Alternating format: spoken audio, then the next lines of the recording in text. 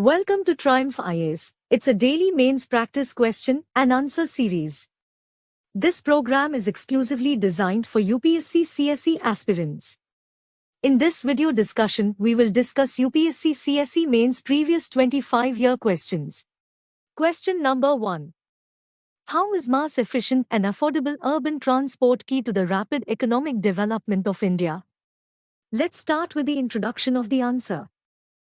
Cities are referred to as the engines of economic growth.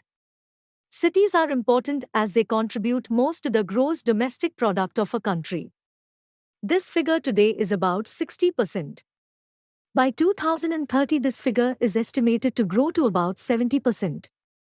Urban transport is a key urban service that imparts efficiency to the city by providing mobility to the workforce and hence best productivity.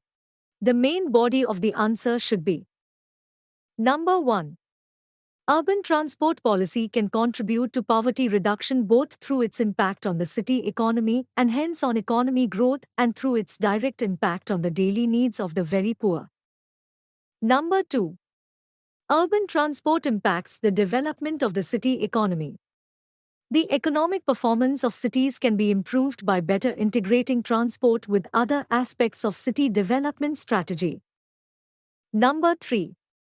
As urbanization continues, motorization is taking place at an even faster pace. In particular, the smaller cities are witnessing the fastest growth. Motorized two-wheelers occupy the dominant share in a city's vehicular fleet. Number 4. Public transport systems have proved inadequate to help reverse the declining share in their use. Number 5.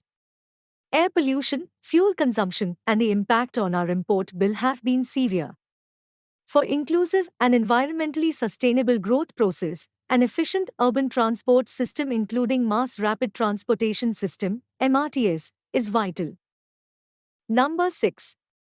An efficient urban transport is also critical for raising economic productivity and consequently making Indian enterprise competitive. The conclusion of the answer is admittedly, mass rapid transportation systems, MRTS, is one of the modes of urban mobility. Its importance, especially when cities are seen as a growth node of an economic region, rises significantly as inclusive growth is determined not only by the state of transport system within a city limit, but its connectivity to its periphery, rather its entire zone of influence. Question number 2. Examine the main provisions of the National Child Policy and throw light on the status of its implementation. Let's start with the introduction of the answer. The government adopted a new national policy for children in 2013. The policy recognizes every person below the age of 18 years as a child and covers all children within the territory and jurisdiction of the country. Moving on to the main body of the answer. Number 1. It recognizes that a multi-sectoral and multidimensional approach is necessary to secure the rights of children. The policy has identified 4 key priority areas: survival, health and nutrition, education and development, protection and participation for focused attention. Number 2. Based on the new National Policy for Children, 2013, the Ministry of Women and Child Development has developed a draft National Plan of Action for Children, NPAC. Number 3.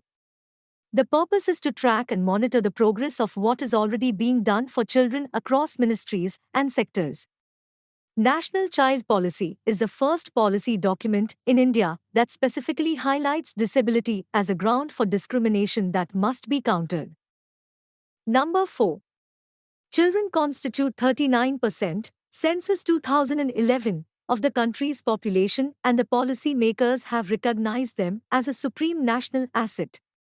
However, the facts do not present a good picture of children in our country. Child marriages are still rampant in the country. The elementary education system is in bad shape. Crime against children is on rise. Number 5. According to Global Hunger Index, at least 1 in 5 Indian children under the age of 5 are wasted. Extreme poverty kills the childhood of thousands of children into child labor. Despite of all efforts by state, the school dropout rate is high. The conclusion of the answer is: in order to protect children from abuse, exploitation, and neglect, the government needs to promote and strengthen legislative, administrative, and institutional redressal mechanisms at local levels. Question number 3.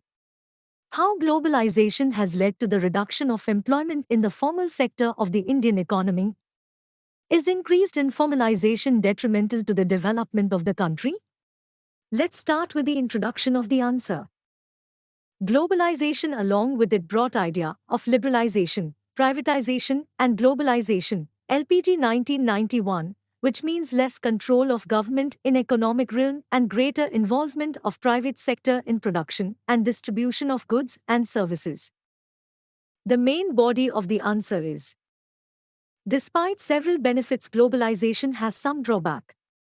Indian labor sector has been severely affected by globalization. Reasons of less job creation in formal sector post-globalization are as follow. Number 1. Globalization exposed the technology globally, which led to replacement of manpower with robotics and other technology. Number 2. Globalization encourages subcontracting of work to the informal sector because of low wage and lost cost of production in informal section. It increased the participation of contract labor in economy and reduced formal sector's employment. Number 3.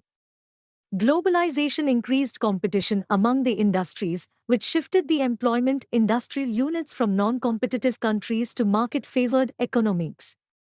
The shifting of textile industries to the Vietnam, Laos are recent examples of this phenomenon. Impact of informalization on the development of the country. Number 1. Less revenue generation. Due to high informalization, tax to GDP ratio remains very low. In case of India, it is only 16.6%, whereas more than 30% in OECD countries. Number 2. Less coverage of social security schemes. Nearly all government schemes, programs related to social security benefits are restricted to formal sector. The conclusion of the answer is: a huge section of population remains out of the ambit of benefits. It ultimately reduces the efficiency of economy. This shows how informalization of labor force has proven detrimental to the development.